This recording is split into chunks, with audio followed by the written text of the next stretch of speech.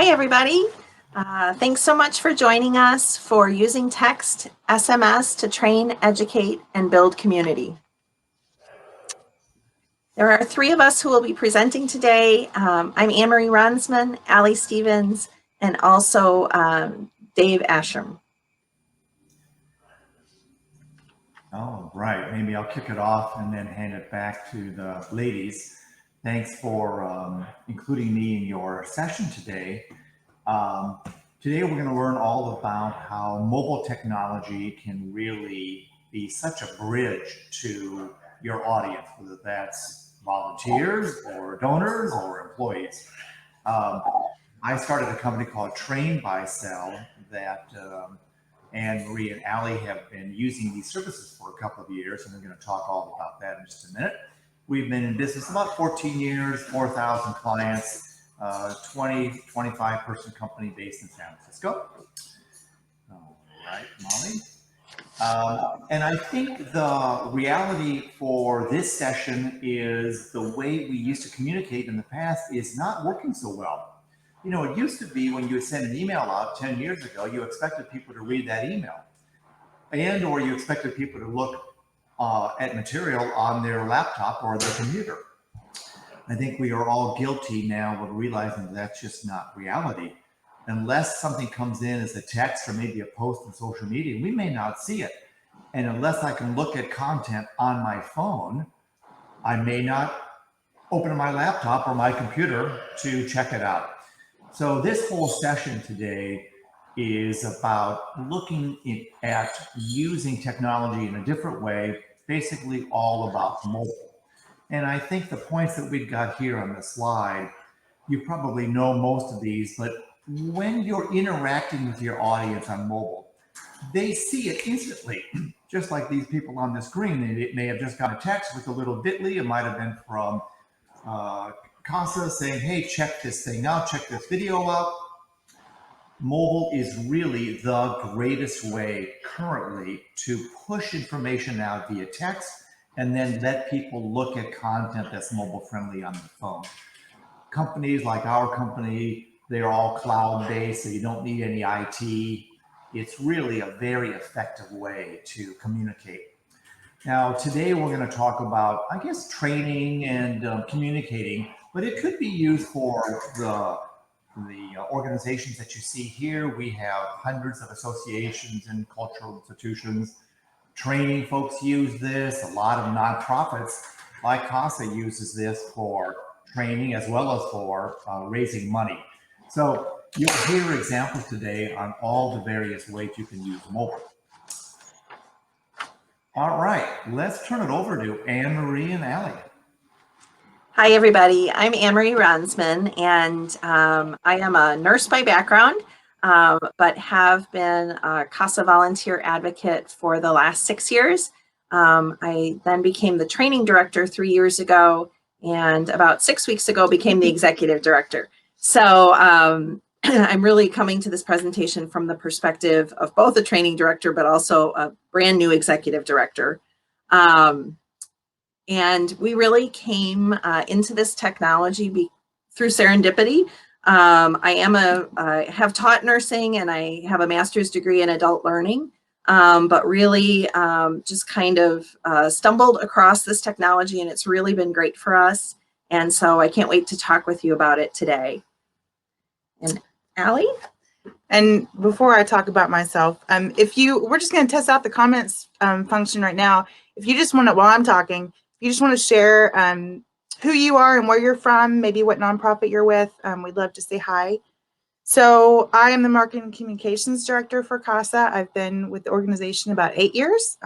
Was also a volunteer advocate, and I have about 15 plus years of nonprofit marketing experience. So I get it. You know, I'm a one-person marketing department. We're a one-person training department too. So, you know, this is a great platform that can be utilized with limited staff, limited resources. If we can do it, we're going to show you, like, don't think this is something that you can't do. I'm a tech geek and enthusiast, but I'm not IT trained. So you don't have to be super tech savvy or have an IT department to be able to pull this off. And I'm also a small business owner, so I understand one of the most valuable resources is time, and we don't have enough of it. So this is not something that's going to take a ton of time, and it's really easy to use. So, and then just a little bit about us. CASA Child Advocates provides and promotes court-appointed volunteer advocacy so that every abused, neglected child can have the opportunity to thrive in a safe, nurturing, permanent home. Although we are part of a national association and a state association, we are our own 501c3 organization, so we're very small. Anne Marie's going to talk a little bit more about that later, but if you're worried that you can't tackle this being a small organization, we have a staff of about 20 people. So we'll talk about it. So next slide. And for those of you, it's kind of hard to even envision what we're talking about if you've never done this before. So this is just a very low-tech look at what we're talking about. So basically, this is what training by text looks like. So you're going to get a text message on your phone, like you get the notification. You open your phone, open your text message, and you're going to read the topic and then click that link. And then once you click that link, it takes you to the micro-learning content, whether that's a video, an article, whatever that is. So that's just a quick visualization. So again, about CASA, we have a large group of volunteers, about 350 volunteers, but a very small number of paid staff. It's around 20 people, and over half of that is actually our program staff. So those are the people that are over our volunteers and children in cases. So we are, like I said, we're a single person training department. We're a single person marketing communications department. We have no IT. So Sound familiar? Yeah, right? Sound nonprofit familiar?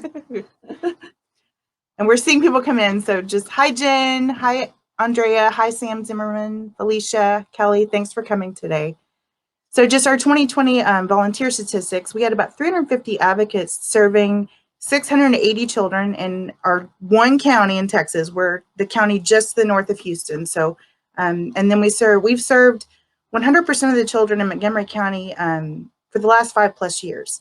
So we're one of just a handful of CASA programs that's doing that. So our focus really has sort of been evolving into the quality of advocacy for our children. And a lot of that has to do with the quality of our for our volunteers. So, and just a quick look at this volunteer demographic statistics. If you'll notice, over half of our volunteers are 50 and over.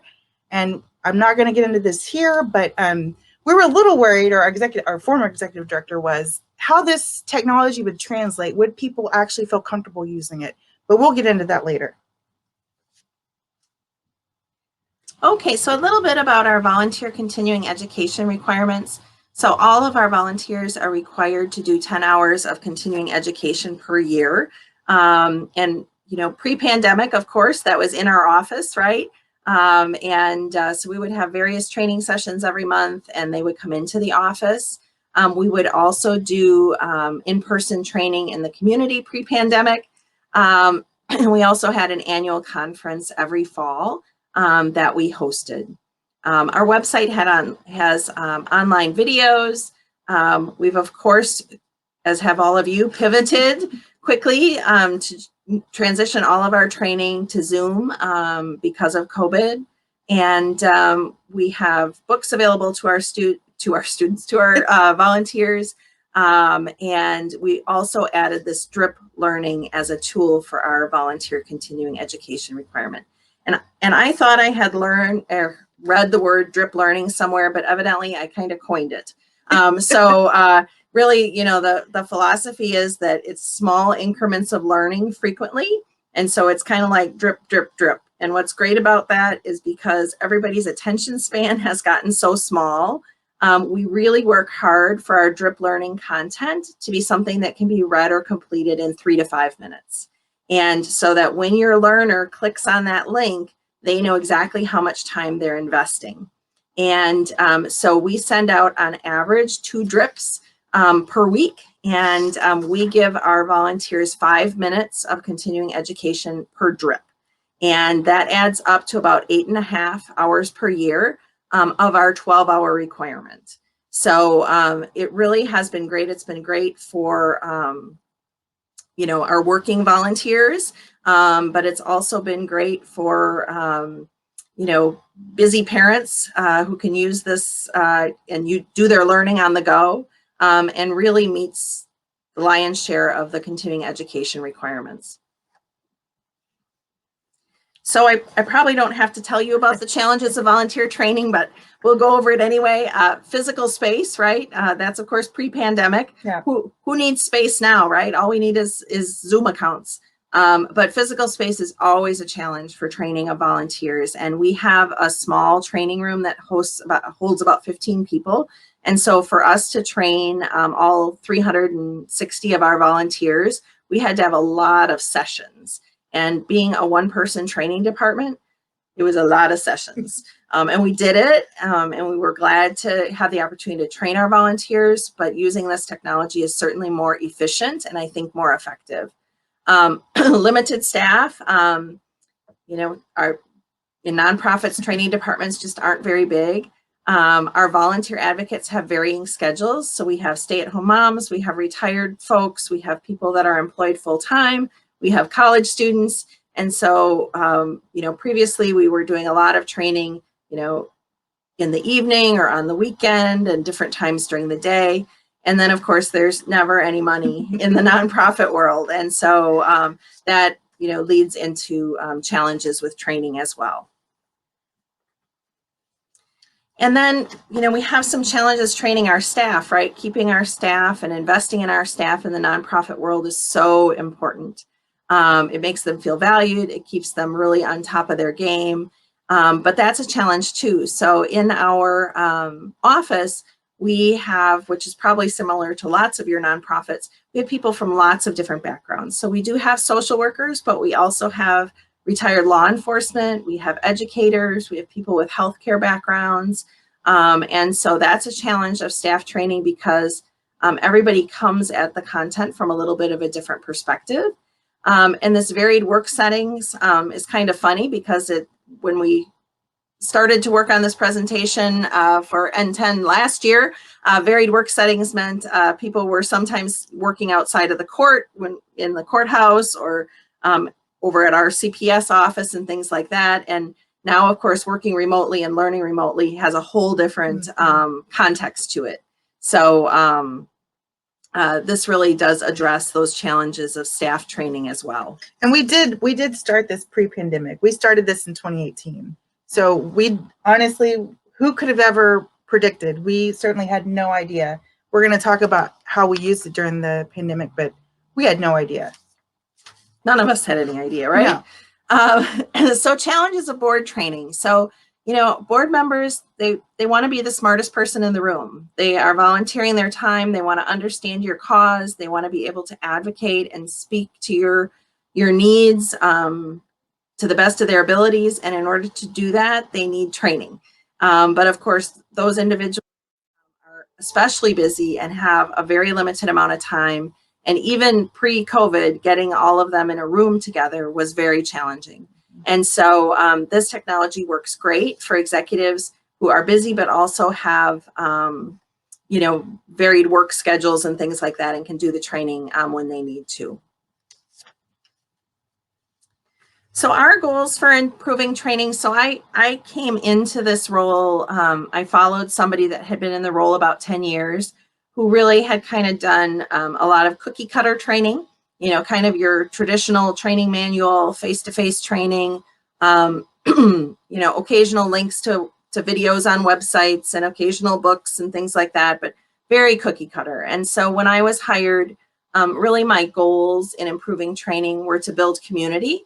So to help our volunteers to know each other and to feel more a part of the organization, because we have so many volunteers and such a small paid staff. Our volunteers do a lot of their work in the community. They don't physically come into our office, and so it's very important for them to feel like they're part of the organization. So we wanted to do that through training. We needed the ability to do just-in-time training, and that was particularly helpful during COVID to be able to keep our advocates up to date on the most recent information. We needed something that addressed our space constraints because we were not going to be getting any more physical space. I had very limited hours, so I had to be able to use the time that I had efficiently.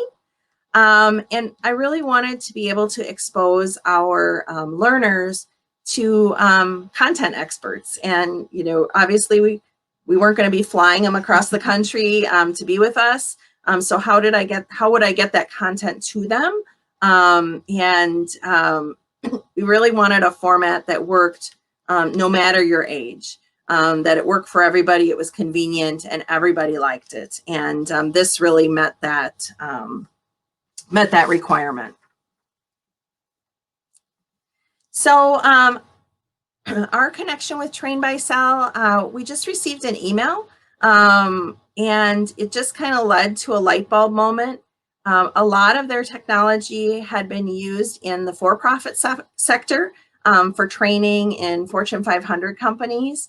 It had not been used a lot in the nonprofit world. And so we decided that it was a good fit for us. I thought it was creative. I thought it was out of the box, and thought we might give it a whirl. We might give it a try. This is kind of a funny slide because now I am the executive director, but you know, I was new to the organization. It was in the first 6 months that I was here. And you know, as I said, the previous training person had a very in the box kind of mentality. And so I was already kind of seen as rocking the boat a little bit. Radical. Radical. And so I really thought that I could go and make the ask, but it was not going to be a positive response. But Allie and I put a proposal together and decided to give it a whirl. We have a very, very strict policy about adding anything into the budget after the budget had been approved. And this was, of course, out of the budget cycle. So that gave us even less confidence that it was going to be accepted. And I also really had no political capital in the organization. And so we really didn't expect it to be approved. But really, our executive director felt it was a wise investment. And I think that's true. And it's proven true over time. And so we got the approval. And then we kind of looked at each other and went, oh, gosh, I hope we really wanted to do this. And I hope it really is as easy as we think it's going to be. And so, you know, our executive director had concerns about, you know, can all of our volunteers do this? You know, some of our older volunteers, is this going to be an annoyance? More experience. More experienced volunteers. You know, is this going to be an annoyance to them? Is this going to be something that we're going to have a lot of our volunteers opting out of? And so, you know, we're putting this effort into putting it together, but half of our volunteers opt out of it. And then the other piece was, as we said, we have no IT department. Allie's communications and I'm training. And are we tech savvy enough? And do we have the expertise to implement this and implement it effectively? So that's where we were at. So we got the approval, and our executive director gave us 2 months to get it implemented, which was like 8 weeks. Careful what you ask for, right? And so we very quickly connected with Engaged by Sal and started working with them. We conducted a pre-implementation survey of our volunteers. So we wanted to know where were they at on different content, and how did they feel about the training that we were providing. I started the process of locating publicly sourced content. So the content that we use for our training is about 90% publicly sourced. So videos off of YouTube or articles off of the web, and about 10% things that we create for our organization's needs. And so we really did a lot of work, you know, finding content. And then we built the navigation page and portal and got that all up and going. And then we started to look at the curriculum, and initially my thought as a trainer and somebody with a background in adult learning, I thought we should have buckets, right? So we should have like a theme of the week, or we should have a theme of the month, and we should focus on that, and then have another theme another month. And actually, when we started out, the first few months really did that. But then what happened was I would come across content that I thought was really excellent, and I didn't want to wait until we got to that month to share that content. And so we actually progressed into kind of having multiple focuses in a month, although we still do have some seasonal focus. So like transitions are very hard on kids who've experienced trauma. So that transition both from school to summer and then from summer back into school is very hard. So we have content specifically around that, every spring and then every fall. And the holidays are hard for our kids. So we have certain content that we use for that. But for the vast majority, we really mix up the content. And that's actually keeps our learners very engaged. And it allows us to use really relevant content. As we find things. And a lot of the content that I use comes really from my Facebook feed. So, and I'm sure you all, are on all sorts of groups around nonprofits and whatever your specialty area is. And I copy the link and I email it to myself. And then that's how I cull most of the content. Yeah. Sometimes we're looking for something in particular and I'll go out and search for it. But a lot of it really is things that I'm reading myself anyway that I feel might fit our audience. So most of it's existing content. Another really neat thing that we were able to do that wasn't one of our early expectations or early thoughts was really to connect our community partners to our volunteers. So, for example, we have our district attorney's office, and they do the prosecuting of children who have been the victim of sex trafficking or sexual abuse. And we really wanted our advocates to know more about that. And rather than going and finding an article about that, we actually were able to go over and film our district attorney and have her explain the process in our county, things that advocates could do to help a case or hurt a case. And and then our volunteers feel like they have a connection now to that individual. And so, and of course, that was pre-COVID. Now it's even more important, I think, to build community through those connections. And we also had a retired attorney from ExxonMobil who did some videos for us about how to testify in court for our volunteers, because that's always very nerve-wracking for them. So that was an actual person from our community that we were able to build that connection with. So we have a quick question. Amory, how often do you change the curriculum? Is it every year your curriculum is different? Is that correct? So I kind of have those seasonal elements that I talked about, where every fall we do some back to school stuff and holiday stuff and things like that. And then really the rest of it is new. I've just been creating it as we go. Although I have some articles that are just my favorite, and every time we send them out, we get a good response. And so I try to send those out once a year. So that we're getting that content out. The other thing that's interesting is, and I'm sure it happens in your nonprofit work too, you hear things differently based on the kinds of cases that you're working on or the population that you're working with. And so sometimes you can send the same content out, a year apart, and it will be new to them because they're applying it in a different way. So you could create a curriculum and just kind of put it on autopilot and have it, go out. You certainly could do that. I haven't done that. I kind of go through and build it as we go because I just, there's just so much good content out there. I don't want to limit our learners. Okay, so steps for using this mobile technology. So one of our concerns was, do we even have everybody's cell phone number? Yeah, right. How do we know? Sometimes it says primary number and it's like, is that a landline or is that like, where does that go? And Engage by Cell helped us to vet the phone numbers and Yep. figure out which were cell numbers and which were landlines.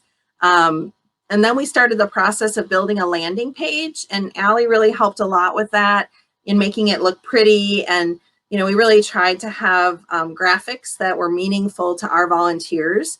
And so we built that. And then we got skilled at building text messages that entice, but are limited. So you have a limited number of characters in the text message.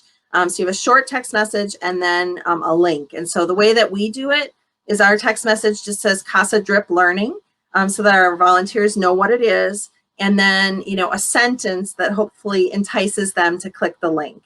And and then we go through, we have an internal policy here where nothing goes out of the door until it has been reviewed by multiple people. So I build the text and I build the content, and then it goes to Allie and our program director, who vet it and make sure that not only does it graphically look right and there aren't any issues, but that it is, branded correctly and and meaningful. and meaningful impactful. for our volunteers. So we have a whole vetting process before it goes out the door. So those, And it's not overwhelming. I mean, it's, we all just look at it. We put eyes on it. That's it. so steps for implementation. We did an orientation with Train by Cell. And I have to say, this was really, really helpful to us. I am not tech savvy. I really am not. I just am not. And so I was really concerned about kind of having to train myself in how to do this. And we really just had great one-on-one or two-on-one support for the training that really walked us through it. And then, really all the way along, I just send an email and say, for some reason, this isn't working, or I really like this article, but there's some glitch. Why is that? And they always get right back to me. And sometimes it's my thing, or sometimes it has to do with the link, but they're just very, very supportive and helpful. And so that onboarding and orientation was a big part of our success, I think. Yep. We built the different sections of the site. So our thought was to kind of build a library. And I'm really glad that we did that.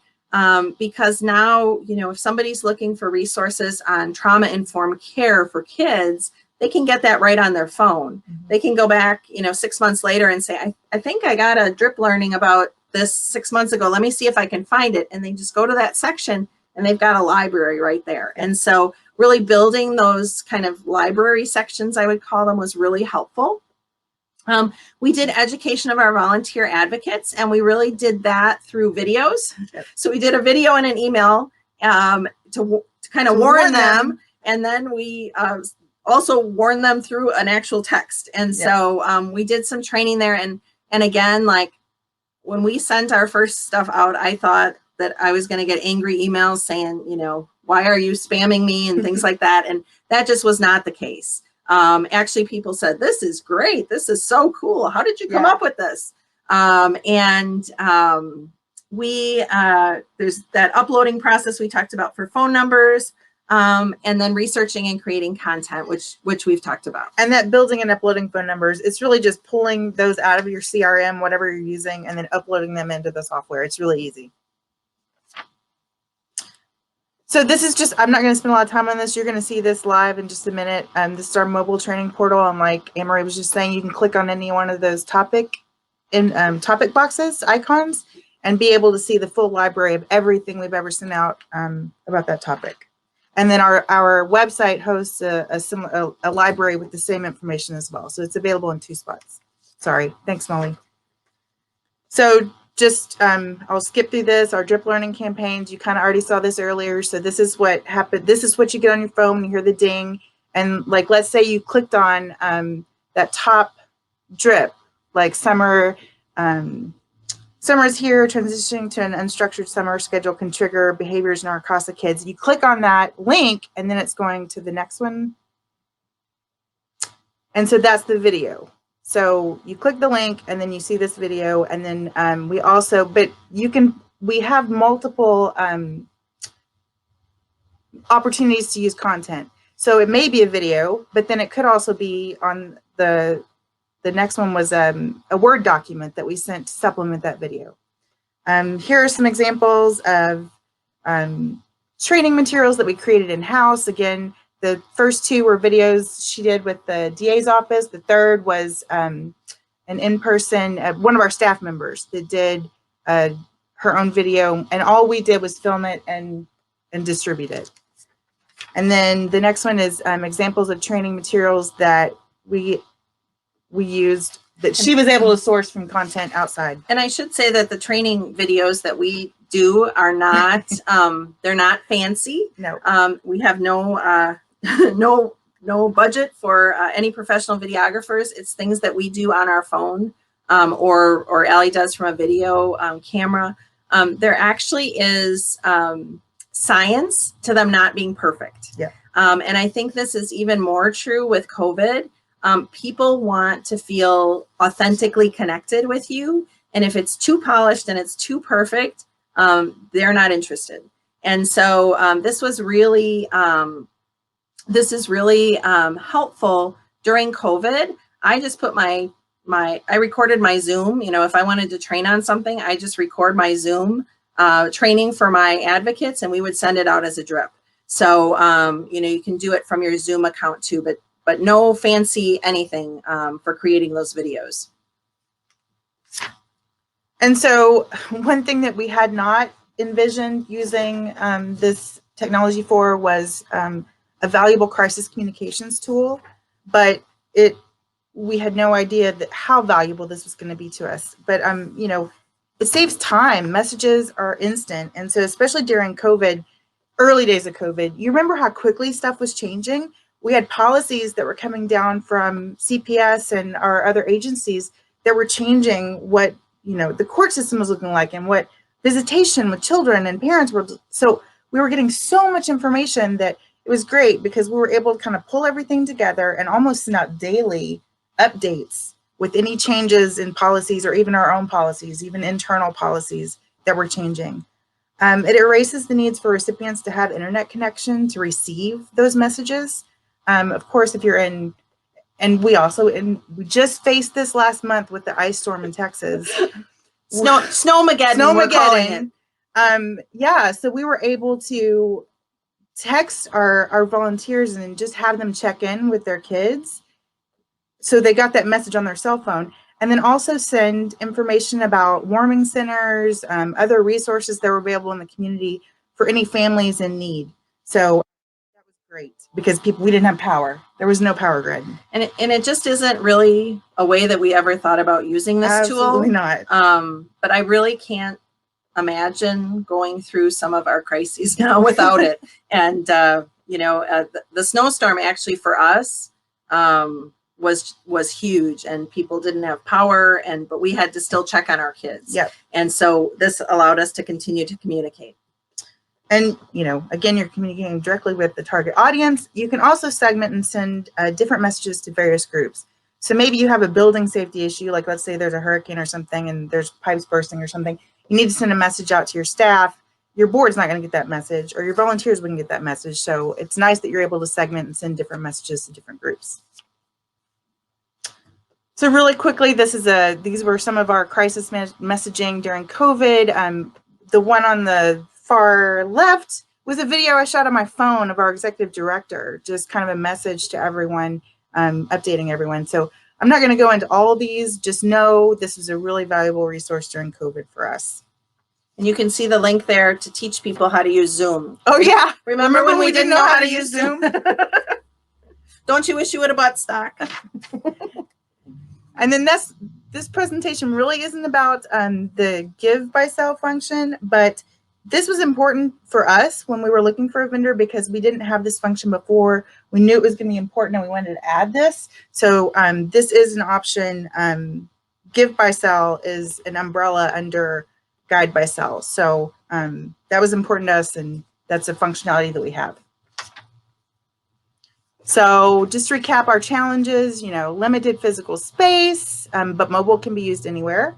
Varying schedules, but content via text can be consumed at any time. It turns dead time into training time. Yeah, and that's one piece I guess I didn't mention is, some of our volunteers will save up all their drip learnings, and then when they're sitting at their kid's soccer game, they'll watch them, or when they're sitting in the doctor's office, they'll watch them then. And so they can really do it at a time that's convenient for them. They're not necessarily clicking the link at the moment, that it's sent. So that's been really positively received.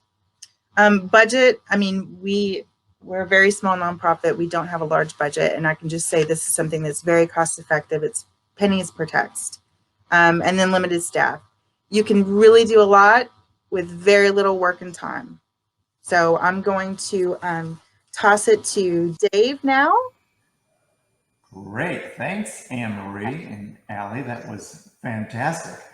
I thought it would be fun if everybody takes out their phone and you can all pretend that you're one of these ladies volunteers, and you can as a volunteer receive an email with the link in it, or you can receive it via text. But you're all new volunteers in this kind of fake example we're going through.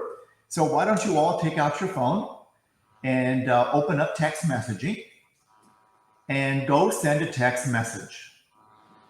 The phone number is a 5-digit number. It's not a 10-digit number. It's 56512. And in the message, you type CASA, C-A-S-A. That's all you type. And then you hit send. And in the chat window, let's see what you folks that are listening to us today, what you get back. So we'll give everybody 10 seconds to do it. I'll do it as well. So let's see in the little comment section if you're getting back a response. I just got this back. Let's see if you can all see it. Welcome to, and then there's a link. And if I tap this link, I'm going to go to the landing page that you're seeing here on the screen. And this is the content. I thought it was so insightful when Anne-Marie was saying, she might find a LinkedIn article or a TED Talk, or who knows what she might find that might be relevant to her volunteers. Instead of waiting for a curriculum time period, she can just go to this site, add a new button, and all of a sudden just click it and off it goes. Sandra, you are asking about USA. Yeah, the short code would be different for non-US. So sorry about that, but in follow-up material, we could all send you that link. So Annette got a welcome message. That's great. So now you have access to the content that Allie and Anne-Marie can are continually updating. So Molly, let's go to the next one. Yeah, let's keep going, Molly. So what we have found, we've spent years and years working with organizations both on the nonprofit side and on the training curriculum. And we found, after trying apps, trying everything you can imagine, these two things that you see on the screen are the secret sauce to, I think, really effective training. And I think that's why Anne-Marie and Allie like this tool so much. You send somebody a text message, and we all know as soon as your phone buzzes or beeps, it is really hard to not look at that phone. You could be having dinner with the president, it doesn't matter, but there could be something really important on your phone. I liken it to, I think Anne-Marie said she invented learning nuggets. I think she was the first person that came up with that. I look at the text as like a tap on the shoulder. It's kind of like, somebody has sent me something important. The text makes you look at your phone. And just like Anne-Marie and Allie said, we've got a learning nugget about this topic. Okay, I'll either save it or I'll tap the link, and then that goes to the mobile page where there's some content. And they showed a PDF or a Word doc, or maybe it's a video, or they can even ask people to comment on this topic. And so the combination of a text with the little tap on the shoulder and then driving you to this little 3 or 4 minute learning nugget. That happens to be, in my mind, I think, like a perfect scenario. We're getting some questions about, can you use this for students? Anne Marie and Allie, what's your thought about, maybe take that question? I mean, I think it works with any kind of student. I don't know exactly what kind of student you're asking about, but I happen to have 4 teenagers in my house right now, and I guarantee you they would probably rather learn this way. But it really works with students of all levels. Yep. You know, our advocates, when they are onboarded, you know, are really in that student role, and it's worked great. Yeah, I think that, I mean, students in particular, they look at text messaging like just an extension. As we all know, in many cases, they would rather text than make a phone call. That's pretty obvious. So sending them a text about class, about look at this, or think about something different, I think it's just a no-brainer. There was a question about what's the software called. The name of this company is called Train by Cell. That's the name of the company. So anyways, we see on the screen text messaging and leading people to content. Exactly that page that Anne Marie wants you to go look at today. You click, you look, it's 3 minutes, it's 4 minutes. And then, but over time, what did you say? It was, Anne Marie, 6-7 hours of content over the course of a year. Yeah. It's just amazing how that little drip, that little nugget ends up being kind of the holy grail of learning. And I don't know about all of you folks, but the problem with training is you're immersed in this training. You've got the big binder of your training material, and then you walk away from it and it's kind of done. This way, you don't have to wait for the app. You're getting the little message and a little reminder that there's something there for you. All right, Molly, a few more. So anyway, I think Anne Marie or Allie talked about this. You can opt in to various lists. So maybe they're volunteers. Some of them don't want to be on this list, but they want to be on this list. So text messaging allows people to really get into various lists. And Anne Marie or Allie, do you want to take Annetta Lee's question about how do you evaluate the benefit of this learning? How do you even track to know whether this is really functioning correctly? Yeah. So Train by Cell actually has the ability where you can have them answer a quiz or put in a narrative answer at the end of reading something. If you want to do that, we have not used it in that way, mostly because we are training volunteers. So it's you know, we assume that they're watching it and consuming the content. But I can tell you in an informal way, we know they are because they talk about it and they tell their supervisors about it. And, you know, they send me emails and say, hey, I really love that article you put out, you know, on drip learning. And so that's really our informal evaluation. And when we get to the end, I think we're going to show you some learning outcomes about some of the key concepts that we want our volunteers to know and how much more comfortable they feel in those areas, which really is in large part because of this training tool. And I'll just add that there is some great reporting functions on the back end too that allow you to pull some of those individual reports. Yeah, and if you want to, I don't think Anne Marie and Allie need to do this, but we've got the capability of actually tracking every page that a particular phone number lands on. I think for their purpose, that's way overkill. But let's say you've got a class of people learning about this machine. That might be something that you really want to know about. So in that case, you'd like to know that at 5 o'clock on a Thursday, they looked at this page and they looked at this page and they were on this site for so many minutes. Because it's cloud-based, all that information is available. So it's just really, really handy. Great question. All right, so we talked about building lists. Let's talk about kind of other functionality. With texting, you know, just like you and I can text back and forth, if you want to have a little bit more intimate relationship with people, much more so than email, you can do that. you could ask people through a text, hey, what do you think about XYZ, or should we improve this, or whatever. People can then reply, and that all goes into a dashboard. So some of our training clients love the ability to have a two-way conversation going on with somebody, and with texting, it's very easy to do. Another feature happens to be around sequencing.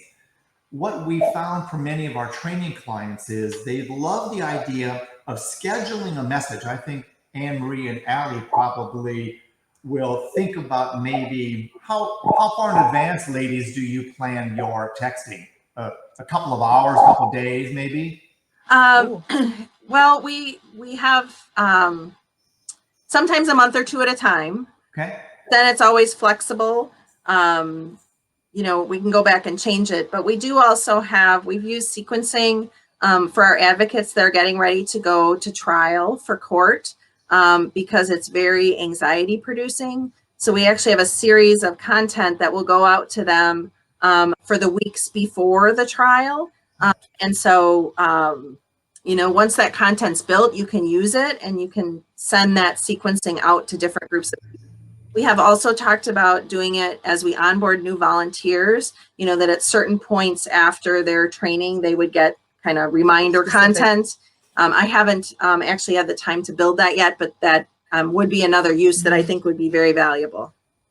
Yeah, what Anne-Marie's talking about in the sequencing is she can set up a series of drips that go out not based on a calendar date, but based on hours or days in between each drip. So if one person joined list ABC today, and then let's say Allie joined it tomorrow, they would get the same text messages, but scheduled over different days. Very, very handy. Great. Okay. Other features, MMS. I don't know, Anne-Marie, have you been using any of the photos in your text, the little GIFs? It dresses them up a little bit. It's really cool. It's really cool. So maybe some of you have heard of a website called Giphy. And if you have, there's about 20,000 free little GIFs from everything from The Office to something like this. That can be something to dress up the text. So when the text comes in, it's like, oh, celebration, and we had this great victory. And of course, we talked about sending links. A lot of our nonprofits and training clients use this for quizzes and polls. Sometimes just text back the answer. So lots of little fun things you can do on the texting side. We've all seen the portal. This is really what it is. It's a portal of content. And maybe you're saying to yourself, you know, I've got a website for all that stuff. But the truth is, it's not mobile friendly in the sense that it's just got the capsule of what I need to do if I'm at my kid's soccer game and I have 20 minutes. I don't want to pull up the CASA of Montgomery County website to try and navigate. I just want to go here and look at that. So I think that's something that we've seen. It's truncating all this great content you've got, and it's like just in time and just for me. All right. Yep, we've talked about the content. We can go on to the next one. And this is really a segue back to you ladies. I think it started out really as this training vehicle, but it's kind of grown to all kinds of communication, knowing that if you send a text, there's a 95% chance everybody's going to read that text. They can't say I didn't get the text. They probably got the text.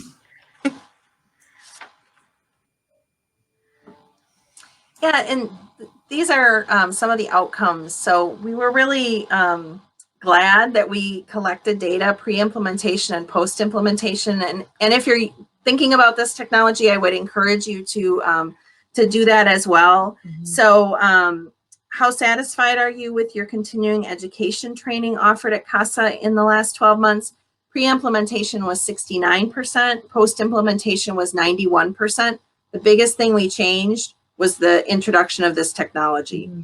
Yeah. How well has the training schedule met your expectations in the last 12 months? Again, 67% pre and 82% post. And this technology has a lot to do with that. 92% of our volunteers reported using the drip learning, which to me is incredible. Yeah. Getting 92% of Any population. any group to do anything is great. And we have over a 75% open rate for our messages, which is, of course, much, much better than if I had sent out a training email. So now we have time if anyone has, I see there was a question. Dave, I would like to confirm, is this the correct website? So trainbysell.com for the software? Yeah, that is right. That's right. Mm-hmm. Yeah, so we'll open it up to any questions that you have. Happy to share our experience. I know it's a little funky with the chat, but we're trying to catch everyone. Let me just make sure we didn't miss anyone.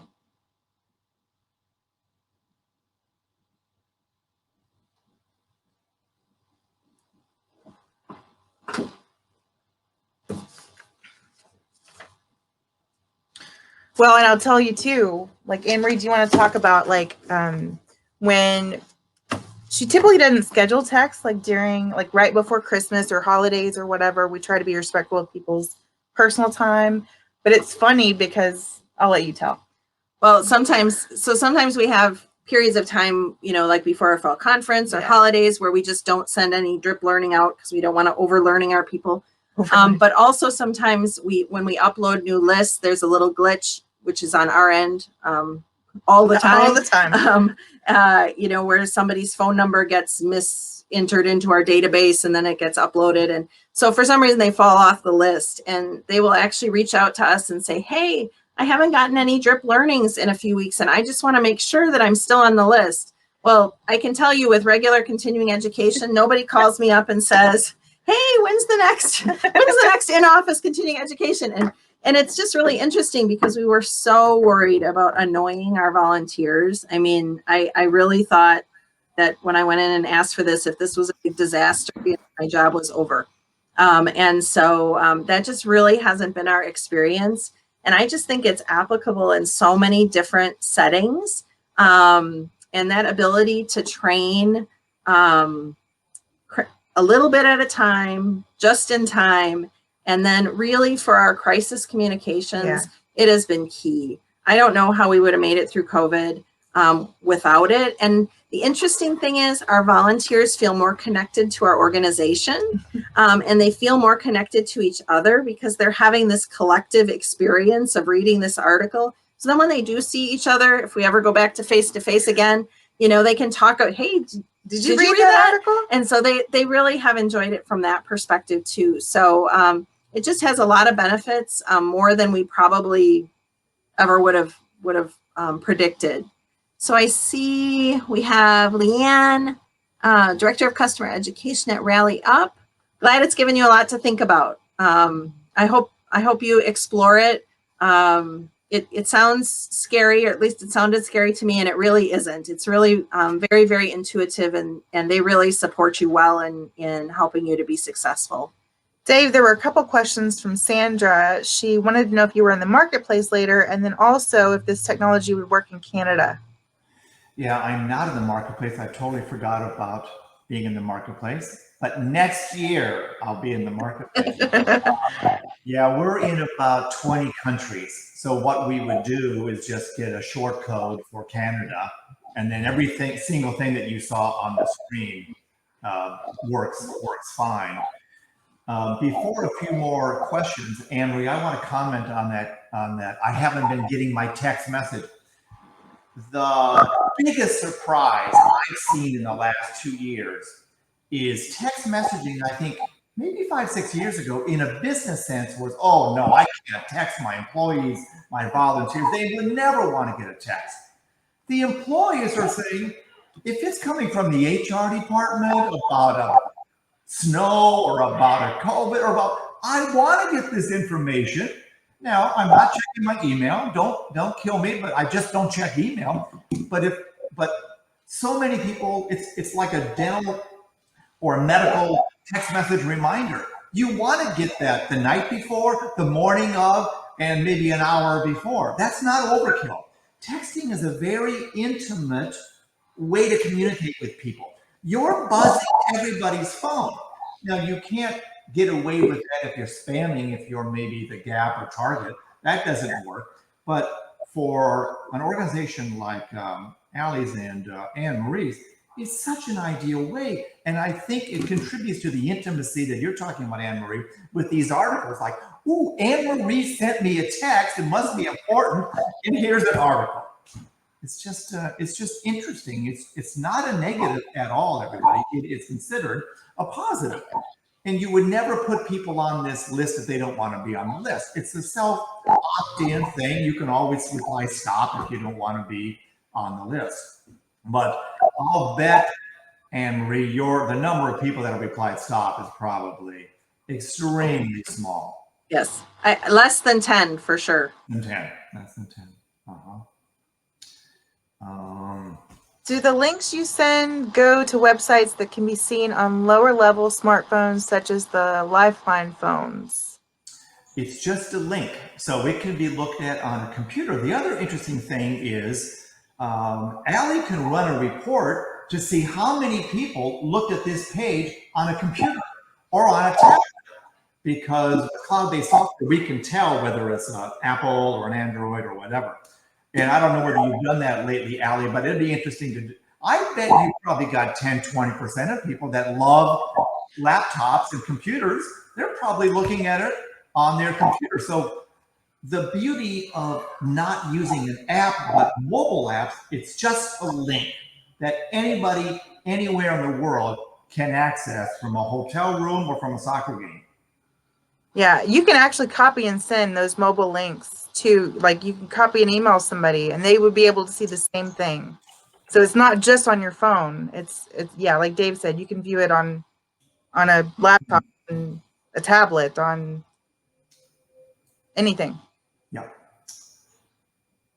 Great.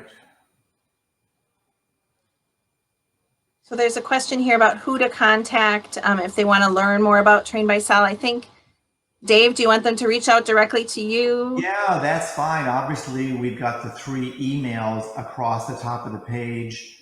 Anne Marie and Allie have my contact info. I'm Dave at guidebysal.com or trainbysal.com. It all comes into the same place. So reach out to us for demos or just to brainstorm. And of course, Anne Marie and Allie have been gracious about helping other nonprofits and other people interested in just kind of getting a sense for, would it work for you? Yeah, and Dave's contact information and ours as well is also on the collaborative notes. So you can find it on the slides and the collaborative notes. Yeah. Right. Before we hang up, before we end, I just think we can't say it enough. Thanks for what you do. There's nobody that works in the nonprofit sector that isn't in it from their heart. And so it's such a pleasure and an honor to get to share our experience with other nonprofits. Yep. And hopefully give you a tool that'll help you to connect with your staff or your board or your volunteers, because there's just no more important work than nonprofit work. So I hope this tool is helpful to you like it's been to us. Yeah, I mirror that. The world of nonprofit is very gratifying, but it's a really tough world, especially in a COVID environment where funding and meetings and events and all of that has just been turned upside down. And you folks that work in nonprofits don't have a huge bench. Allie and Anne Marie do not have a huge bench to go to. Hey, we need 5 more people to help here. So it's just remarkable all you can accomplish. Thanks everyone for the comments. Anita, Melissa, Sandra, Leanne. Thanks for joining us. Thanks everybody.